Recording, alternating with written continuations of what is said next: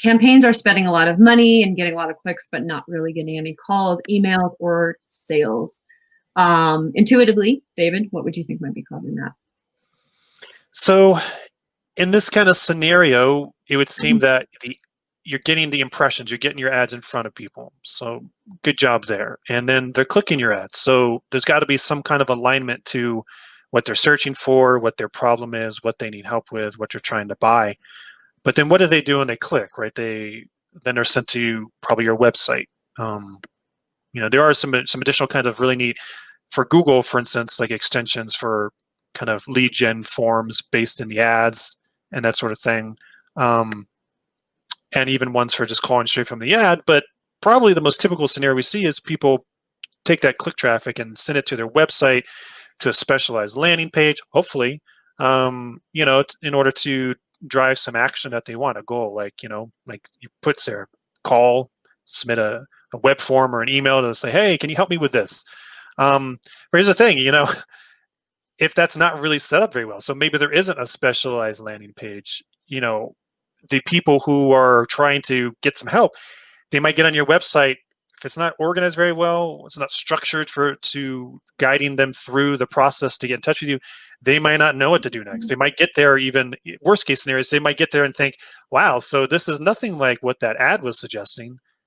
I don't know if I should be on this website. Maybe I'll go look somewhere else. And you see that sometimes, bouncing and exit rates on websites and stuff like that. That really speaks to my side of conversion optimization. You want people to click and then take that conversion goal.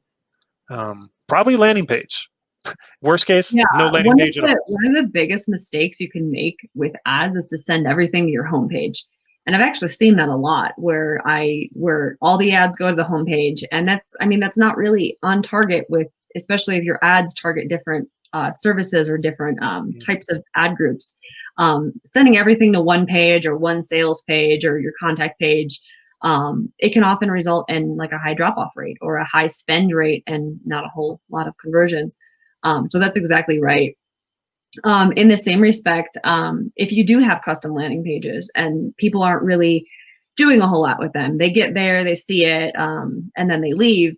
It could be just that the flow of action on that page, the calls to action, they're not very clear. Or it could just be that your landing page isn't really in line with your ads to begin with. So there is a lot to be said for creating custom landing pages based on what your ads say. And then once they get there, kind of making it very clear to the website user what to do next. We want you to call us. We want you to submit a contact form. We want you to go and add stuff to your cart and buy it.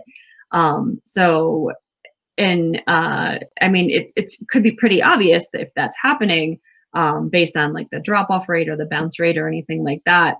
But an additional measure to take, and also non-spawn, is to implement HotJar on those pages. HotJar is a heat map tool, and we've actually kind of done a lot of research with it lately internally. And with that, you can actually see where people are clicking or where people are kind of scrolling around. And if people get to your page and they start clicking on stuff that aren't clickable, or that they're kind of just going to the top part and then leaving, that's kind of an indication that maybe it's not very clear to your users what they're supposed to do next. Don't leave them guessing, right? We've all, most of us, probably the vast majority of people who watch this video, and us, ourselves, have been messing around with websites for years. What's there to know? You're like, go to website, learn some stuff, ask for help or whatever. But it still surprises me to this day that some folks, they need a little help. Guiding people through the process that you want them to take is a good thing. You don't necessarily have to feel like you're treating people like they're dummies, like they don't know what to do. Sometimes there's folks make the mistake of having too many ways that they can reach out. Like, hey, call us and submit a web form, and also like us here and do this thing. You want to make it simple and straightforward. And when you do that, and when you have a clear representation of how you can help based on that problem that this person's coming to you for, it's a no-brainer, right? And that's what you really want. Then they're going to actually take that step. Now, do you get a sale from that? I don't know. I mean, at least you got them to that next level, and that's what that's about. Hi, this is Sarah from Denverdata Web. Thanks for watching. Please like our video and subscribe for future digital strategy chats. You can also visit our website at denverdata.com or find us on social media at Denverdata Web.